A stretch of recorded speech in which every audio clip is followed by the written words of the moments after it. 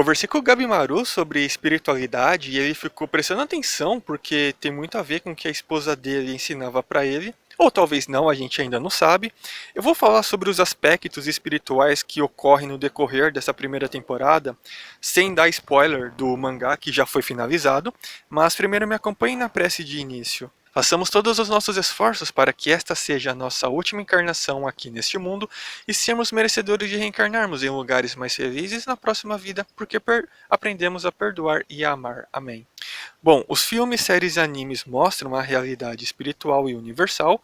Sempre que os animes mostrarem uma história que aquilo para a nossa realidade é algo místico e talvez fantasioso, nós sempre precisamos que nos reportar a qual dimensão que a história se passa e se os personagens não estão lidando com consciências extrafísicas e forma pensamento, para saber se os poderes que eles têm não são apenas uma mediunidade e talvez uma paranormalidade. Se você apenas assistir por assistir e tentar ver apenas numa ótica materialista, você achará que Hell's Paradise é praticamente pegar Demon Slayer e colocar dentro de uns jogos vorazes. Se você parar para pensar e analisar com calma, numa primeira ideia, Hell's Paradise segue uma linha do tempo de pessoas que já morreram e foram tudo parar no umbral. Aquela ilha em que se passa o anime é uma dimensão umbralina, e todos eles já desencarnaram antes mesmo de pegar aquele barco para irem até lá, tanto os criminosos quanto os espadachins. Aí você me pergunta, ok, os criminosos eu até entendo irem para o umbral, mas por que os espadachins também iriam? É simples. Quando o anime vai mostrando o passado de cada um, todos eles se mantiveram em uma frequência mais baixa que é não só o ato de seus karmas, mas a culpa trazida por ela. A culpa é uma frequência tão baixa que ela te traga direto para dimensões inferiores. E, dependendo do nível de culpa que uma pessoa carrega depois do desencarne, é mais difícil poder sair dela. Quanto mais a sua consciência fica remoendo o passado, mais você entra num estado de monoideísmo, que é a infinita repetição da mesma ideia. Daí vem o nome inferno. E essa frequência do monoideísmo, fixado na culpa, faz com que você comece a despedaçar o seu corpo psicossomático, o seu corpo espiritual. E você fica sem a sua forma espiritual, aquela silhueta hominal. E você pode até acabar virando um ovoide, como se fosse uma lesma se rastejando no chão, igual o anime do Slime. Aquilo dali foi um espírito que decaiu tanto após o desencarne que perdeu a forma física dele. É literalmente aquilo. Claro que eu nem preciso dizer sobre os espadachins que ceifam as vidas dos criminosos pelo bel prazer e adquirem karmas por conta disso. Karmas tão pesados como reencarnar num lugar como aquela ilha que se passa um anime.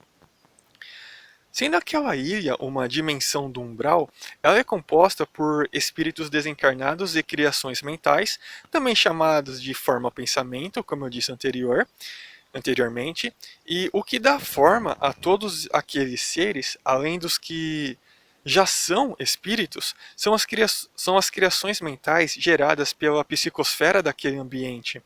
Mas, para variar, a terceira e a quarta dimensão estão sendo mostradas ali como se fossem uma só.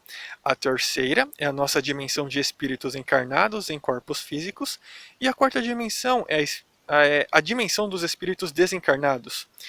Se de fato a gente acreditar que o anime se passa em uma terceira dimensão igual à nossa, lá no final da Era Edo do Japão, o que a gente analisa é o seguinte: antes do Gabimaru ir para lá, muitas outras pessoas já foram e desencarnaram de forma muito trágica.